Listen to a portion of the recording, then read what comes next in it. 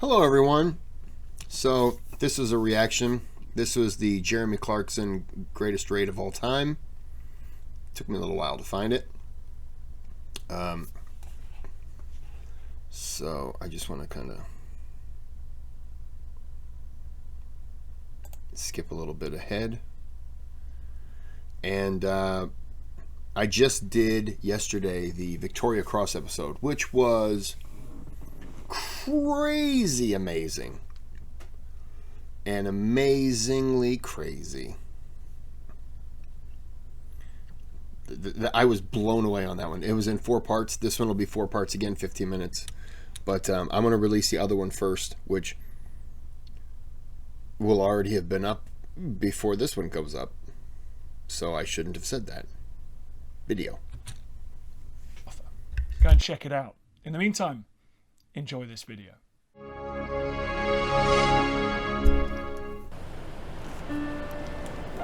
A couple of years ago, I made a TV programme about my father-in-law who won a Victoria Cross at Arnhem. And since then, I've been on the hunt for a follow-up, another nugget of incredible heroism in the face of impossible odds. Of course, most war stories are well known, well documented and well celebrated. The Battle of Britain, Rorke's Drift, and so on. But one day, while trolling through a second-hand bookshop, I came across a story that's hardly known or celebrated at all. It's the story of an amazing battle, a battle where more VCs were earned more quickly than any other action in the Second World War. It's a story full of ingenuity, pluck, and genuine courage. It had the lot. Having read it, I decided to do some digging. And it turned out that while very few people in the outside world know anything about this extraordinary battle, they certainly do in military circles. And they call it the greatest raid of all.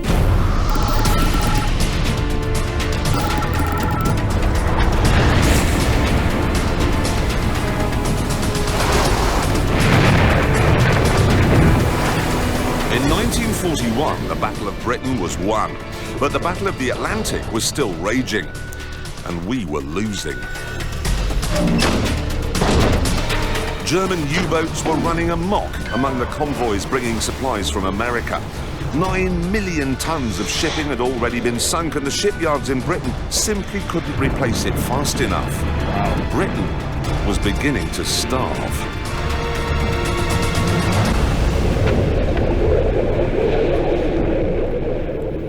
Winston Churchill said in his diaries, the only thing that truly frightened me in the war was the U-boat peril.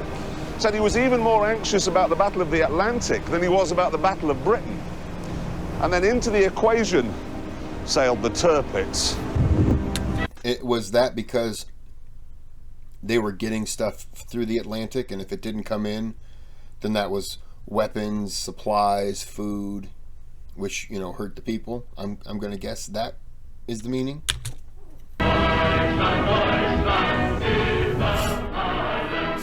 Tirpitz was the fastest and most modern battleship in the war. Even though her armour was a foot thick, she could thunder along at 30 knots. And with 8 15-inch guns, she packed a huge punch.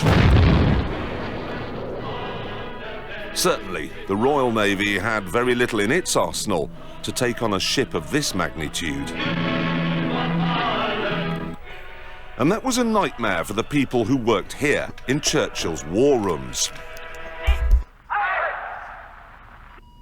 Each of these dots on this map represents a convoy movement. If Tirpitz got among them beyond the range of the Royal Air Force, we would almost certainly lose the war. It was that simple. There was, however, a drawback to Tirpitz's size.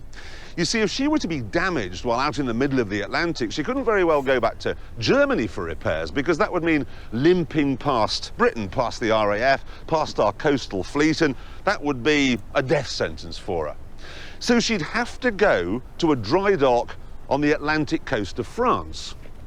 But there was only one dry dock on the Atlantic coast of France that was big enough to handle a ship of Tirpitz's size. This one. This is the Normandy dock in Saint-Nazaire. It had been built in the 30s when France was making giant ocean liners. And now, to make sure the Tirpitz could never have a home on the Atlantic seaboard, it had to be destroyed. Now, the only way that you could put this dock out of action is to destroy this gate. And that was a problem. It couldn't be done with a naval bombardment because the mouth of the estuary is actually 6 miles away in that direction. It couldn't be done with a submarine because this whole area was crisscrossed with anti-submarine nets. Couldn't be done over land because northern France was in German hands, and for 2 reasons, it couldn't be done from the air either. Firstly, Second World How in the hell do you do it then? War bombing raids were notoriously inaccurate. Only 22% of bombs landed within 5 miles of the target. Wow.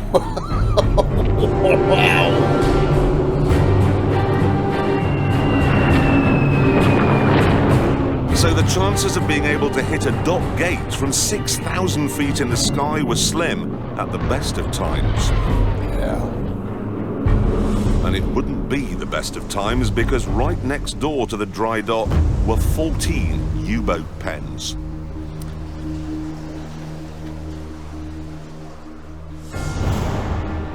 These were some of the most precious facilities in the German armoury, and to protect them, the Saint-Nazaire area bristled with 80 anti-aircraft guns and artillery pieces. And in the town itself, there were 5,000 troops. Destroying the dock then using conventional forces, the army, the air force, the navy, out of the question. So, the job was given to a group of men who really had only just been put together.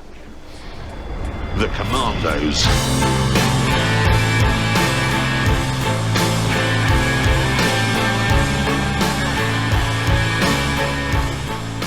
The Commandos were the brainchild of Churchill, who'd seen similar outfits operate successfully in both the Boer War and the First World War. A small number of highly trained soldiers would get in fast, do a huge amount of damage, and then get out before the enemy had time to get organised. Churchill liked this. He called it the butcher and bolt approach. So what kind of men were they? Well, if popular myth is anything to go by, they were lantern-jawed killing machines who could headbutt their way through oak doors. The reality, though, was rather different. You need to be aggressive and yet smart in how you attack. You need to be fearless and yet fearful that you don't put your people in harm's way, and you need to be a good part of just a psychopath and know that you're going into enemy lines and there's a chance you won't be coming out. You have to be almost everything. You know what I mean? Gerard Brett in my regiment was in my commando, 12 Commando, and he'd written a book on the Byzantine age or Byzantine architecture or something. One fellow who got a divinity degree from Trinity College Dublin. Lance Corporal Potts had been a don at either Oxford or Cambridge. They included a poacher, a TT, motorcycle rider, so a mixed bag. What they represented was a complete revolution in the concept of soldiering. Because they were chosen for their individuality, their intelligence, their initiative. And nobody embodied that ethos more than this man, Mickey Byrne. I've got his autobiography here, and what a life. He had a privileged upbringing, Winchester, Oxford, and then he met Guy Burgess, the chap who went on to become a Soviet spy, and they became lovers. Mickey, though, became a Nazi sympathiser, went to Germany, met Hitler, got a signed copy of Mein Kampf, and was one of the very first people to be shown around Dachau, the concentration camp. He knew Bertrand Russell, he knew Audrey Hepburn, he knew the King and Queen, he even met Roosevelt. He really was a Telegraph obituary writer's wet dream. But all things considered, not the sort of man you'd expect to find in a commando's green beret. By the start of the war, however, Mickey had seen the Nazi threat for what it really was, and had found something else to suit his maverick streak. The commandos. People were left to make up their own minds. In war, anybody, everybody may be killed, and what decides the action may be the action of a private soldier who's left to command a trench. It wasn't put like that, but the feeling we were given that every single one of us might be as important as a brigadier. We were all individuals, you know. Discipline did matter, of course, but I wouldn't have said it was absolutely first. The commando forces were made up of volunteers from any of the regular army units, and the philosophy of how they went about their daily business was a million miles from that of the conventional military. For a start, they didn't bother with barracks or regimental headquarters because the commandos didn't want to waste training time on mundane chores such as cleaning or maintenance. Instead, they simply got digs in a nearby town. And there was no sergeant major on hand to tell them what to do every minute of the day. Wow. Instead of saying parade tomorrow on the main square in Weymouth, it might be parade tomorrow at 10 o'clock on the in the marketplace at Dorchester, and find your own bloody way there, you know. You weren't shouted at. There wasn't any of this shouting or bullying or anything that you got in the regular army. You led by example, so, you know, the officer had to do everything that you did. If the officers can do it, I can do it. If the officers can do it. Unfortunately, though, the British Army top brass were a deeply conservative bunch, and they really didn't like the new commando philosophy. I love the philosophy. I love the fact that you weren't yelled at. It was almost, you had rank, but it was almost like your rank was not important to the mission. And I think that's awesome. And if the leader can do it, you can do it. You know, make everyone on equal footing in that aspect. Not be yelled at, to be demeaned and degraded, and I think that's awesome. I certainly understand why there is the yelling, but I think that they probably looked at, you know, we're taking people from all over the place. They've all been through the boot camp orientation kind of thing. This is a whole new thing. We're not going to treat them like that. We're going to treat them as though these are men, professional men, soldiers. They've already been through all that. Now let's get them into this. And I think that's a great approach. The regular army were doing their best to get us disbanded. They hated us, some of them. We were a nuisance. And because our standards were so high, we'd creamed off the best of the people in the regiments, and in fact a lot of COs refused to allow people to volunteer. This resistance by the regular army certainly got Churchill's back up. What I have here is a letter he wrote to the Secretary of State for War, and he says, "I hear that the whole position of the commandos is being questioned. They've been told no more recruiting and that their future is in the melting pot." Says he feels very strongly about this. Says the defeat of France by Germany was accomplished by an incredibly small number of highly equipped elite, while the dull mass of the German army came on behind. And then here, for every reason, therefore, we must develop the commando idea. Pretty clear cut.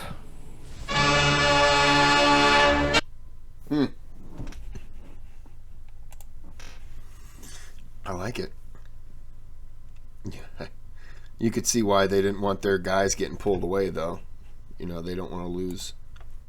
They don't want to lose their cream of the crop to a new division who, as far as they're concerned, this new division, this commando group, don't know what they're doing, what these guys are going to be getting into. The risk of losing these guys to some unknown mission where maybe they're not getting the proper support or whatever, you know. Well, I don't want to lose my best, take my worst. but it's like, well, you got to be willing to train your worst to make them better or make them more reliable. But we got to take these guys. As 1941 drew to a close, Japan joined the war, and the Royal Navy had to send a fleet to the Far East. So there was even less to hold the Tirpitz at bay. What's more, we were losing the Battle of the Atlantic. We were losing in... What the hell was that they just fired? Was that to go in, to go down for like subs? North Africa, and London was in ruins. So if Churchill's commandos really could smash up Saint-Nazaire, it might give a sense back home that Britain wasn't finished just yet. Everywhere almost we were on retreat, and people were really becoming negative, and Churchill wanted something which would be successful aggression.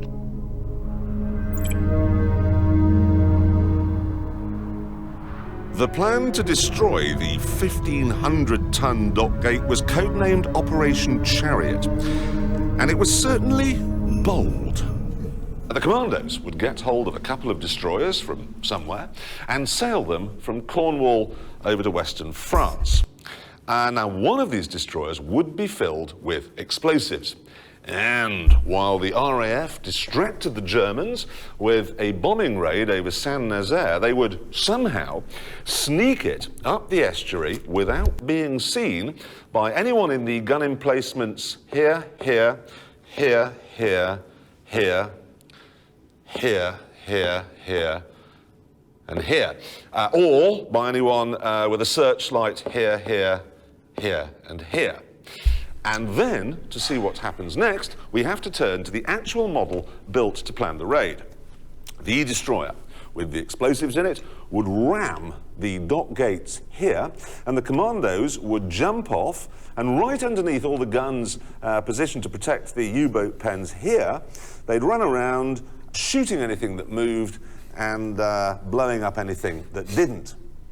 Then, after the destroyer exploded, destroying the lock gate, they'd all meet here at this not at all exposed jetty and get back on the second destroyer, which somehow wouldn't have been blown to pieces while it was hanging around in the estuary for a couple of hours waiting for them to finish. It would then sail back down the estuary, past all the guns, and go home. Perfectly sane plan to me. Right.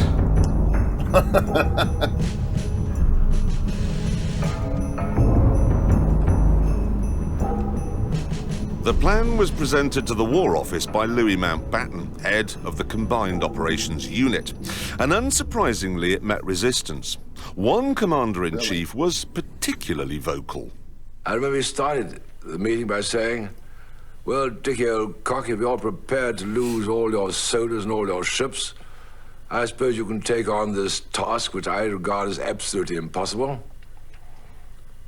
I said, it's the fact that it is regarded as impossible, which makes it possible. The Germans will never think we'll attempt it. I'm going to go ahead and stop it there. What a cliffhanger. Because it's impossible, it's possible. Because they would never expect it. Well, yeah, there's some things that they would just expect. That's too stupid to try. No one in their right mind would do it. But it sounds like that's why they needed those crazy men, because they're going to do the impossible. This almost has the feeling of a suicide mission. But I don't know how many men there were, and clearly they've already spoken to people who were on it. So, I don't know. This is good. I'm going to end it here, and we'll get back in for part 2. Like and subscribe. Thanks for watching. Have a good day. Have a good night.